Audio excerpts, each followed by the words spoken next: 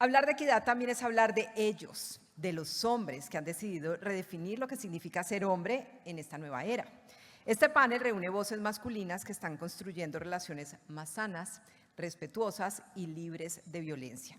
Conversaremos sobre cómo la transformación también nace del coraje de cuestionarse, de escuchar y de caminar a la paridad. Bienvenidos a Redescribiendo la Masculinidad, hombres que transforman.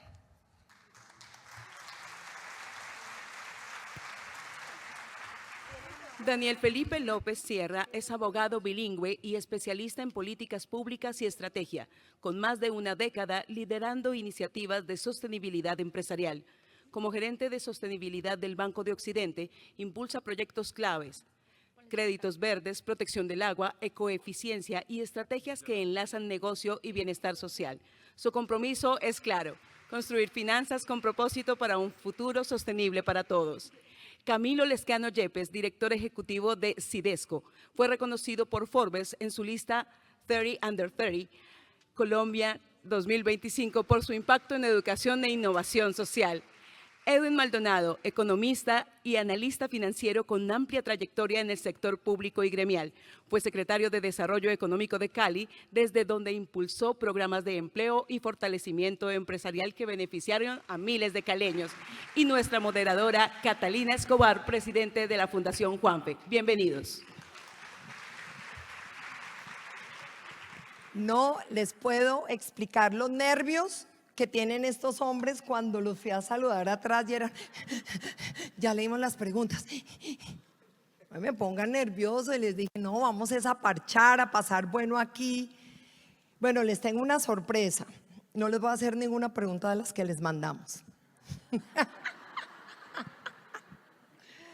Ese es el rigor que tiene el foro. Se les mandan unas preguntas para que preparen. Pero claro, además Cata exige esas cosas, pero cuando una vez me siento acá digo, no, vamos a tratarlos más bonito, qué pecado. No, vamos a hablar de lo humano. Vamos a hablar no tanto de los logros personales, porque claramente ustedes están en unos roles espectaculares. ¿Quiénes de ustedes está casado? ¿Tienes hijos? ¿Cuántos hijos tienes? ¿2 niñas? Ay, mi hijo es el que va a contestar mejor en este. Esas niñas lo deben tener, vea. Bueno, no, vamos a empezar por Edwin. Edwin, cuando tú empiezas de joven en la universidad y empiezas a ver mujeres a tu lado, que son mujeres valientes, berracas, que también estudian igual que tú.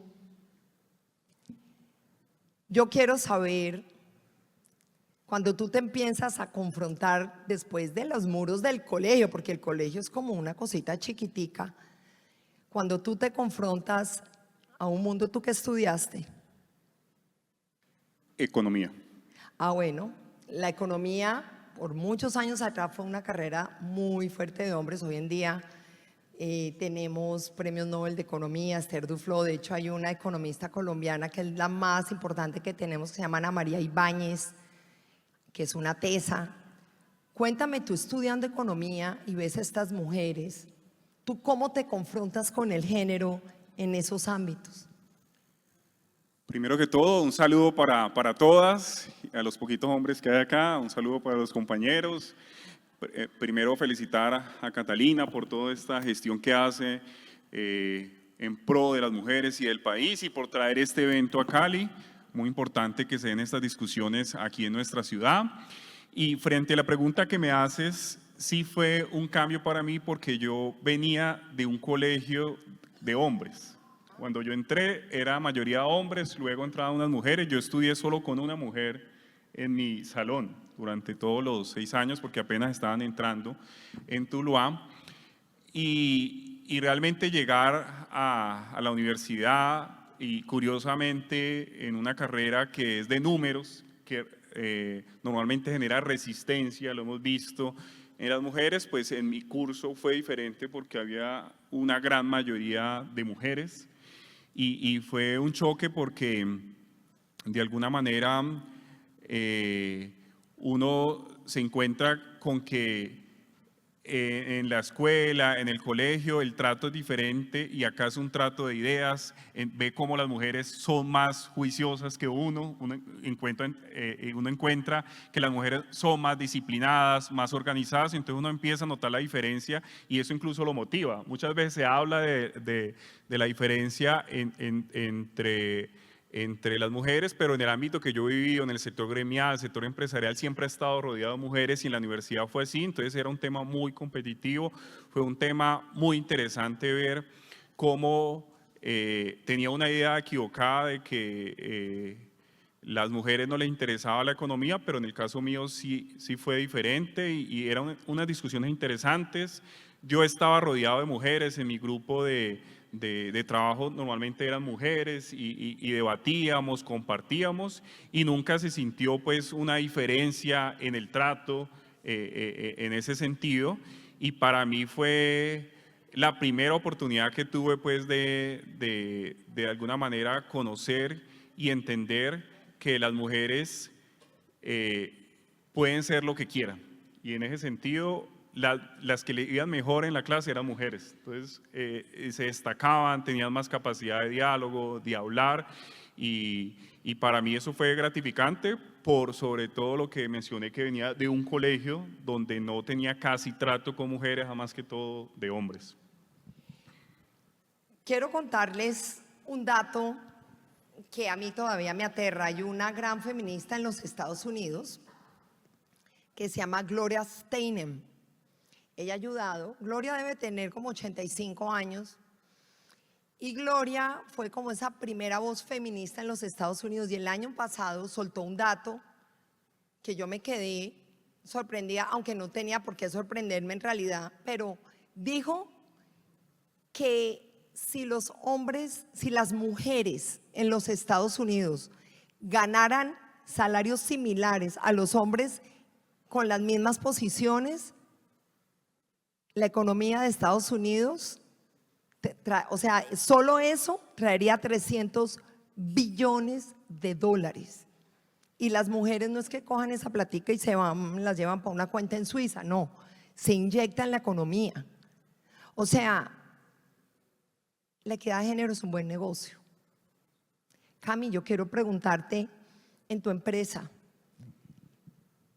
si yo te traigo esta información y dices, caramba, sí, cuéntanos no solo la parte empresarial tuya y cómo desempeñas ese papel para que las mujeres de tu compañía tengan ese trato digno a nivel de salarios, sino cuando tú ves esas injusticias a veces con las mujeres, ¿qué papel o dónde te paras y qué haces?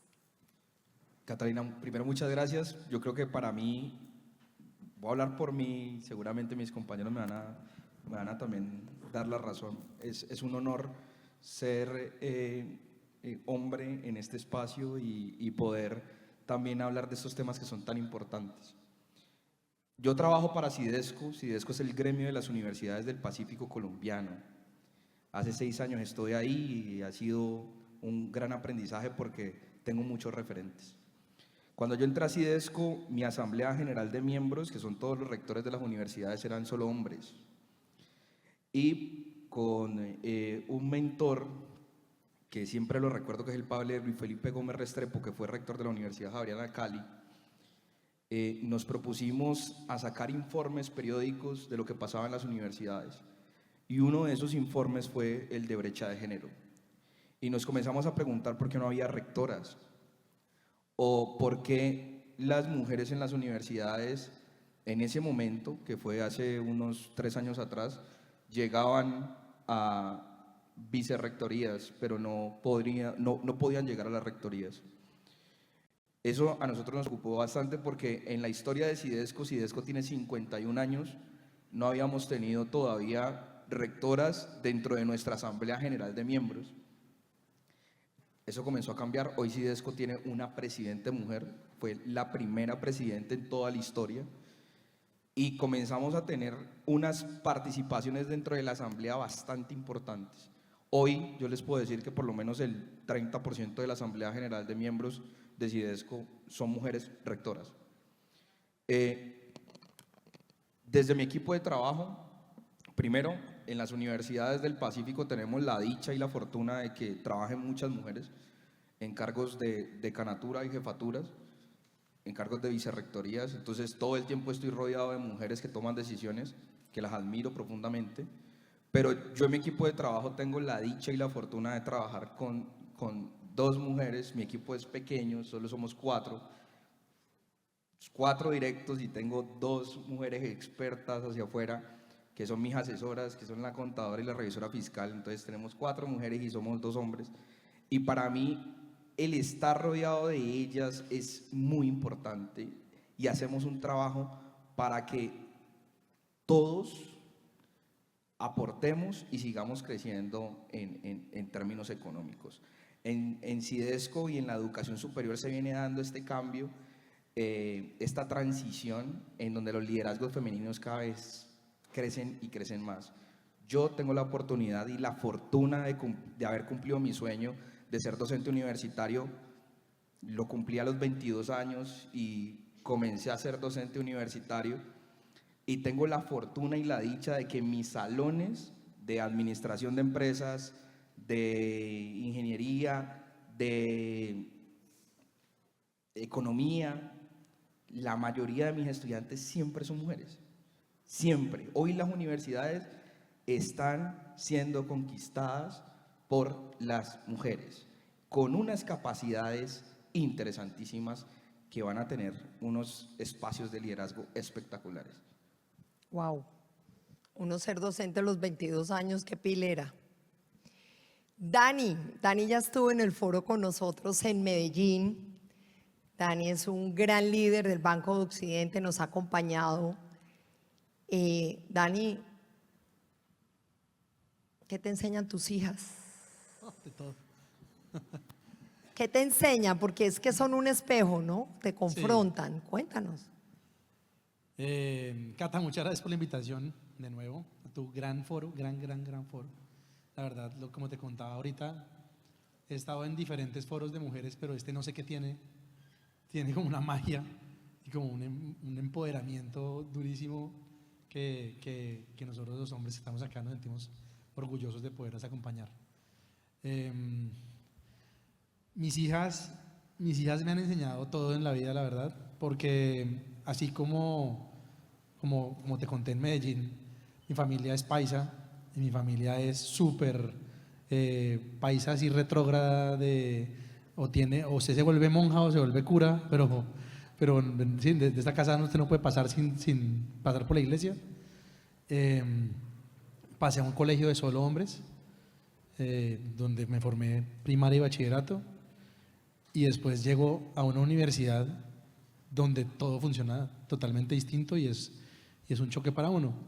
Pero más allá de eso, lo que se ha formado en la familia en los primeros años es como ese estigma masculino de el líder todopoderoso, alfa, ¿no? Dominante, que si muestra un sentimiento es débil y si lo van a comer los demás. Entonces eso es con lo que uno nace, con lo que se forma y lo que uno lleva a su hacer en todos los espacios con los que interactúa. Pero llegan mis hijas y mis hijas me derrumban eso en contados instantes, y me enseñan que existe toda una posición y como vulnerabilidad que a mí no me enseñaron a sentir, a mí no me enseñaron a tener sentimientos, que uno estaba o bravo o feliz y todo lo demás, no, que tengo miedo, entonces está bravo, ¿sí? No, que de pronto estoy como medio incómodo, está bravo, ¿sí? Pero no existían los demás sentimientos. Y llego al colegio con mis hijas y salen que no, que hoy es el monstruo de los colores, y aquí está el amarillo cuando estás feliz y el verde cuando estás como incómodo y el rojo cuando tienes ira, y como la película de los sentimientos. ¿no? Y eso es una cosa que me parece maravillosa que se lo han enseñado a ellos, y a través de ellas yo estoy aprendiendo también a reescribirme a mí mismo y a entender una nueva forma de participar, de sumar a la colectividad y de entregar un liderazgo mucho más humano. Volviendo a tu palabra de hablemos de temas humanos. Pues yo también soy hija de un caldense, de una familia de pueblo, de Pensilvania, Caldas. Entonces, y papá, el quinto de 17 hijos, un tío monseñor y como 2 que nunca se casaron. Entonces, esto era una familia también muy, muy conservadora. Y digamos, el primer grupo de la familia, los mayores, que eran hombres casi todos, eran los que trabajaban, pero las otras eran las de la casa, que ayudaban a mi abuela, porque con ese gentío, imagínense. Y yo crezco con un hermano mayor, entonces yo voy heredando esos temas un poco machistas. Y mi mamá, nuestras mamás, o sea, nuestras mamás tenían también su dosis machista. Y una vez mi papá me dice, ¿tú de dónde saliste así? Y yo, ¿cómo? Me dice, es que tú eres como autoempoderada. Yo me autoempoderé solita. Tengo un gran amigo que cuando diga el nombre, ustedes van a decir, pero obvio, que lo quisimos invitar al foro, pero por sus tiempos no los daba y él es querido del foro. Y cuando diga el nombre de su podcast van a decir, uff, los hombres sí lloran. Juan Pablo Raba. A Juan Pablo es de la casa, Mónica es de la casa. La primera conferencia que dio Juan Pablo fue en Barranquilla, en el foro Women Working for the World. Y momentos previos yo le decía, Juanpa, ¿tú estás listo? Me dijo, no. Le dije, ¿cómo no va a estar? Tú eres un actor. Me dijo, pues el actor, ¿qué hace? Actuar. Pero mostrarme frente a la gente y mostrar la vulnerabilidad, qué lío tan berraco. Y cuando se paró ahí, casi que le da un pánico escénico. Y yo como desde abajo, y yo le escribí a Mónica, que estaba en Bogotá con los hijos, y yo, Mónica, yo no sé qué va a pasar. Y lo invitamos por segunda vez al foro en Bogotá, y eso sí se comió el escenario. Y después le dije, ¿qué fue lo que cambió de Barranquilla ahora? Y me dijo que por fin él puede ser un ser humano. Edwin, ¿tú lloras? Sí, Catalina, por supuesto que lloro. ¿Te dejan? Sí, desde muy joven tuve la fortuna de crecer en una familia de clase media, mi papá paisa, mi mamá cibayuna, pero yo siempre me analizo y todo encuentro que no había un machismo marcado, a pesar del origen de mi papá, de la familia y todo. A mi papá nunca le encontré ni palabras, ni comportamientos machistas. Sí, ayudaba a mi mamá cuando podía, pues él trabajaba, mi mamá era ama de hogar, pero no se sentía como un machismo, pero sí por parte de mi mamá.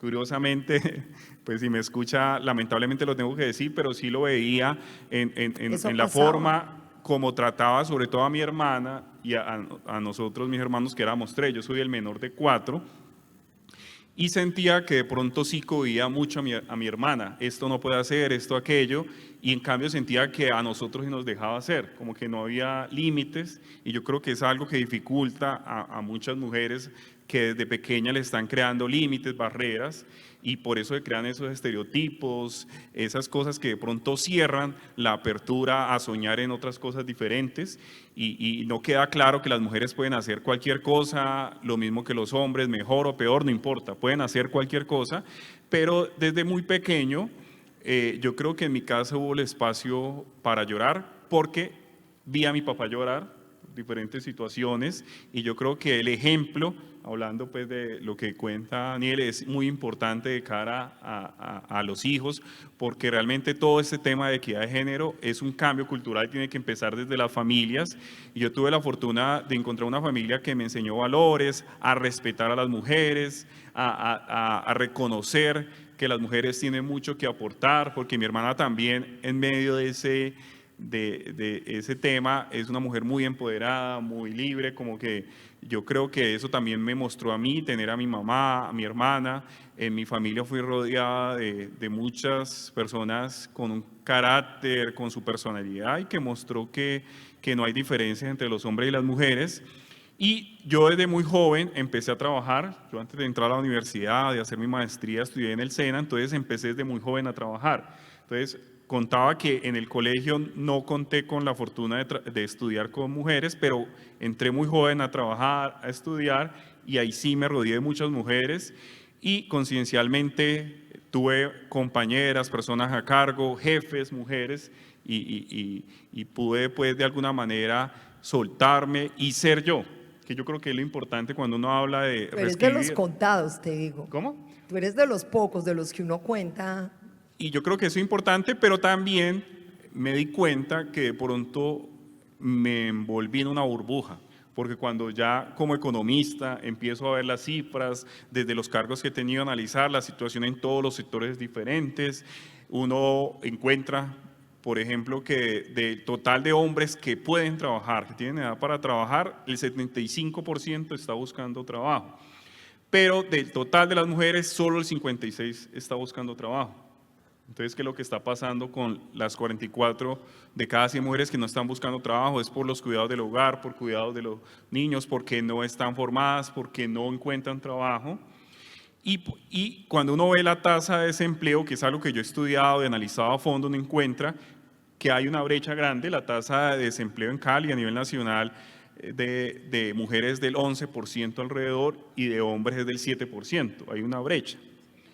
Pero cuando uno va más a fondo, que es un mensaje que yo quería aprovechar para acá, es que hay unas brechas entre las mismas mujeres. Cuando uno mira el área rural, la brecha es más grande, los ocupados de los hombres son 4% y las mujeres 12%, se amplía la brecha.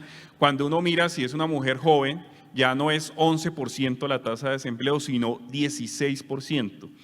Y si adicional a ser joven es una persona afro, como nos pasa aquí en Cali, la tasa ya llega al 18.4%. Es decir, hay unas brechas muy grandes en materia de empleo y tú lo dijiste en la instalación, que algo que genera libertad, empoderamiento a la mujer es la autonomía financiera.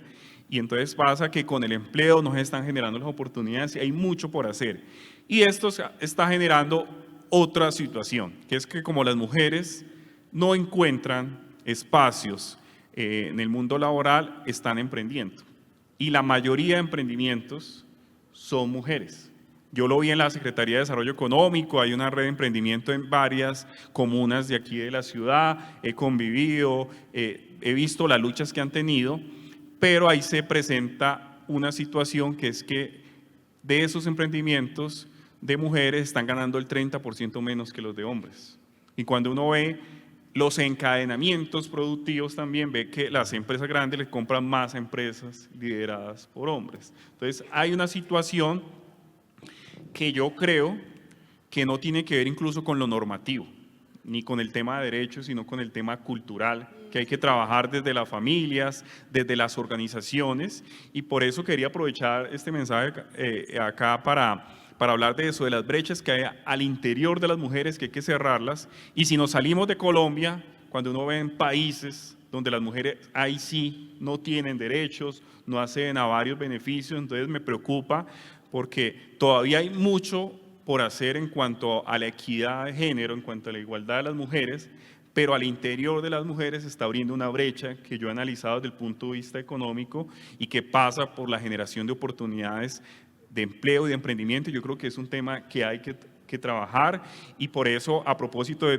tu pregunta, hay una frase que empezamos… Conste que le dije que si él lloraba, y vea la respuesta. No, Conste. lo tengo porque es que me acordé cuando hablaste de lo de No, ahorita suelto unas estadísticas. la canción de Shakira de que las mujeres no lloran, que las mujeres facturan. Lo intentamos manejar en la Secretaría, pero fue un problema por un tema conceptual. Pero yo creo que el tema de llorar, en mi caso, y lo he promovido con mis sobrinos, porque no tengo hijos todavía, pero espero tener, es darle la libertad de ser lo que quieran, de hablar lo que quieran, de sentir, porque yo creo que es el problema que hemos tenido los hombres, que nos han cohibido de sentir, de expresar los sentimientos, lo que mencionaba Daniel ahorita del tema de mostrar la vulnerabilidad, de competir, y en mi caso me han visto llorar muchas personas cercanas, no es que llore todo el tiempo, pero sí me doy el derecho de llorar, porque yo creo que es un derecho que tenemos, el derecho de sentir y de ser lo que queremos ser. Yo quiero completar unas estadísticas. Ustedes sabían que el 80% de los niños nacidos en Colombia tienen padres ausentes, papás, del papá, no de la mamá. Pero el 60% de la fuerza femenina laboral son madres cabeza de hogar. Entonces, cuando tú hablas del tema cultural, el tema es realmente estructural. Bueno, pero, querido Cami, ¿qué te enfrentas tú en los temas? Ahora, yo soy una feminista queridísima. O sea, yo no soy feminazi ni nada de esas cosas que me parece terrible, porque además tengo hijos hombres y a mí me gusta más la creación del ecosistema donde todos debemos respetarnos, donde todos tenemos cabida. Y yo debo decir que muchas veces ha sido tan duro a nivel histórico lo que a nivel mundial se le ha causado dolor a la mujer, que a veces se raya un poco ciertas mujeres con temas que siento yo que no necesariamente tienen que ser los correctos. O sea, uno se puede hablar, uno puede salir a marchar, uno puede muchas cosas, más no la violencia. Yo estoy absolutamente en contra de la violencia. Pero tú que estás en este tema universitario, cuéntanos, y de docente, ¿a qué te enfrentas tú? ¿Qué te enfrentas tú cuando ves estereotipos, cuando ves micromachismos, por ejemplo? Bueno, eso es una muy buena pregunta, pero antes de respondértela, yo sí quisiera aguantarme un minutico, porque yo quiero responder la misma pregunta que le hiciste a Ay, Edwin. lindo. Cuenta, Porque- ¿lloras? Porque mi caso es todo lo contrario.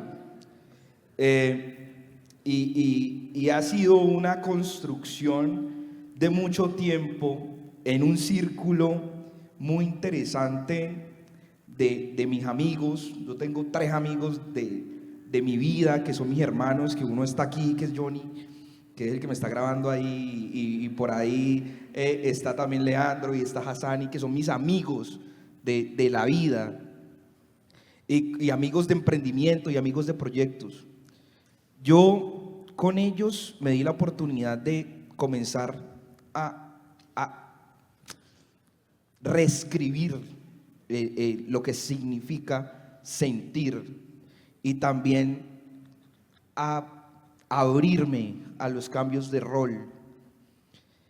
Y yo pasé por algo bastante difícil en el 2022, todavía tengo rezagos de eso, pero en el 2022, y saqué mi tablet porque yo estoy escribiendo un libro que de hecho comienza con esa anécdota.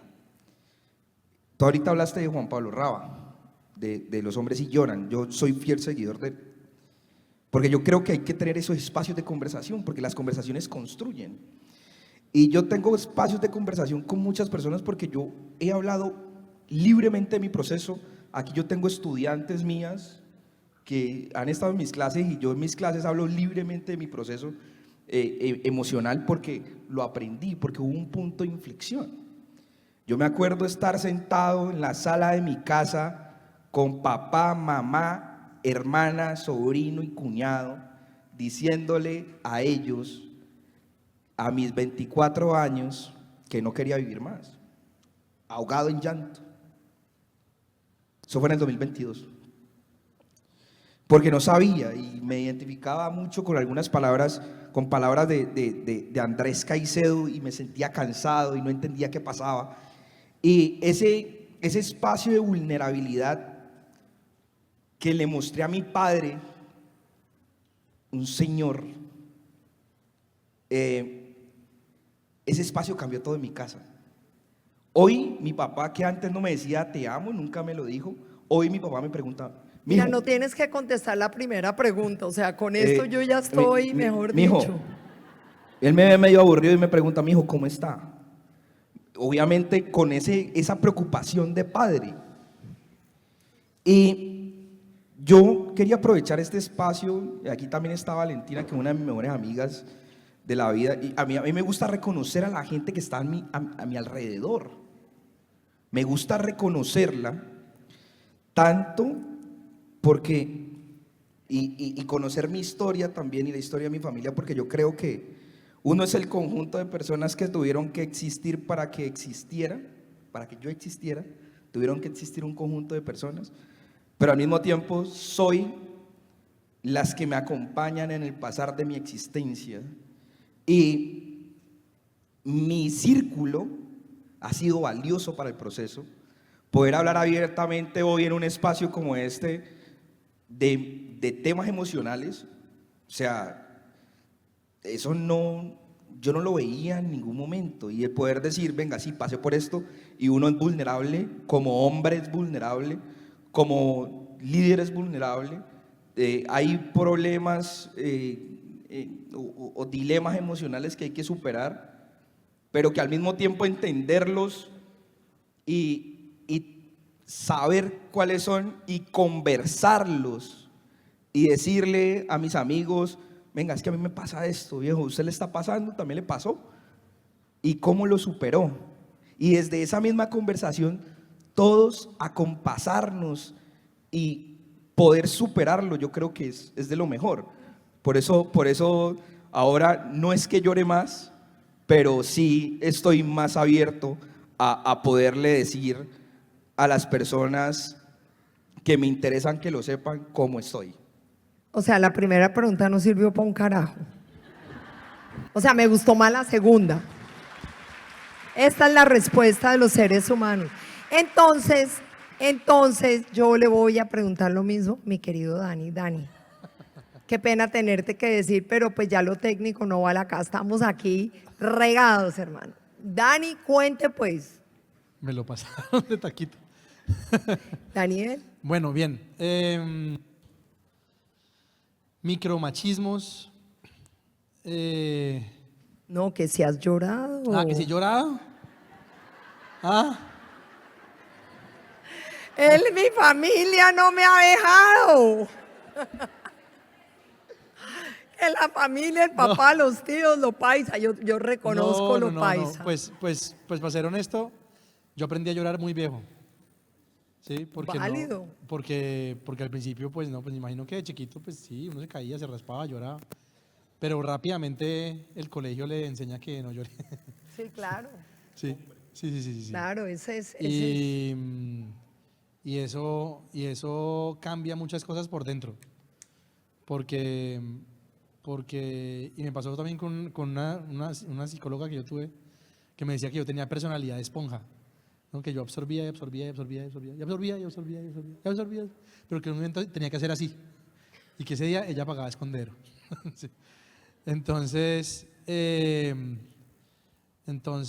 creo que eso es un resultado de no llorar. Porque uno tiene que ser como una olla a presión, ¿no? Como que se va llenando y suelta un poquito, o eso está allá, hay frijoles por todas partes. Y creo que lo mejor es uno tener como esos pequeños desfogues para poder hacer. Me encanta lo que acabas de decir, Camilo, la verdad. Te agradezco por compartir con nosotros, porque fue pues, un momento muy íntimo, muy bonito. Y siento que lo que tu conclusión o tu solución al tema lo es todo para mí. Porque una cosa que sí me dejó el colegio, aparte de esto, son los amigos, ¿sí? Y creo que lo lindo de los momentos educativos es que sin importar si uno es rico, pobre, o flaco, gordo, negro, blanco, lo que sea, uno está en el mismo salón con la misma profesora, con el mismo recreo, con el mismo refrigerio. Entonces uno conoce a las personas por dentro. ¿Sí? Mucho tiempo después se llega a enterar que no, que este era el dueño de no sé qué, y uno, a ver, ¿sí? Pero uno conoce a las personas por dentro y eso es lindo. Hay personas con las que uno no hace clic y hay personas con las que uno hace verdadero clic. Y tan es así que pues yo nací y crecí en Bogotá y ahora vivo en Cali y dos de mis mejores amigos de Bogotá ahora están viviendo en Cali también. Entonces me los traje con el pensamiento, yo creo. Pero son mi red de apoyo acá y me han ayudado muchísimo para poder tener como esos momentos. Y no es que llore frecuentemente, la verdad, pero siento que… Hasta que lloras. De acuerdo, de Hasta acuerdo. que Sí, lloras. no, cuando lloro, lloro. Pero y es como que uno a veces siente la necesidad, ¿no? Como que dice, como, uy, tengo ganas de una lloradita. Pero… Sí, sí, sí, sí. Viendo la lluvia en el vidrio. Dentro del carro y con los vidrios bien Sí, arriba. sí, sí, sí, sí, sí. Sí, uno a veces se mete eso, como las ganas de la lloradita. Pero por lo menos uno tiene ese desfogue previo, ¿no? Esa pitadora que, pues no lloré, pero hablé con mis amigos y les conté lo que estaba pasando. Hablé con mi esposa y podemos arreglar el problema que teníamos. Como esos pequeños desfogues que uno tiene que conversar y uno tiene que hablar y uno tiene que darse cuenta y creo que también eso es equidad. Es que el mundo es de personas, las empresas son de personas, las ciudades son de personas. Entonces uno sería un pendejo no portarse como una persona. Entonces creo que es importante uno tener esos momentos humanos de reconectarse, de lo que acabas de hacer, de vulnerabilizarse y de poder entrenar lo mejor de uno, porque siempre, primero, eso lo he aprendido con la vida, siempre hay alguien que está peor que uno, siempre, siempre, siempre. Uno puede tener el peor día de su vida y hay un tipo que llegó porque le acaban de arrancar una pierna, como pues ya ganaste, ¿sí? Entonces, siempre hay alguien peor que uno, primero, y segundo, uno le está ayudando a alguien con un chiste, con un comentario, con una frase, sin a veces uno darse cuenta, ¿no? Por ejemplo, la persona que participó antes, que decía que no era capaz de mirar al interlocutor porque pues no podía hablar, y uno ser esa persona que la saluda y que la mira a los ojos, cambia la vida de esa persona totalmente ese día. Y son pequeños actos de valor los que llenan a este mundo de amor.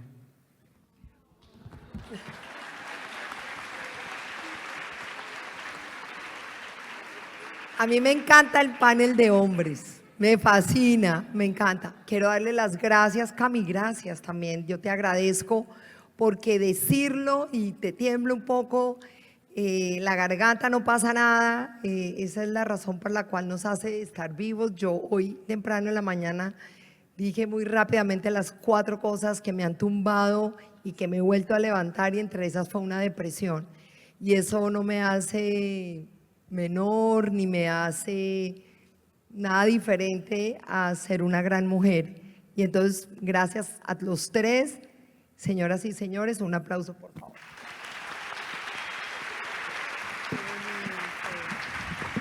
Gracias, muchachos.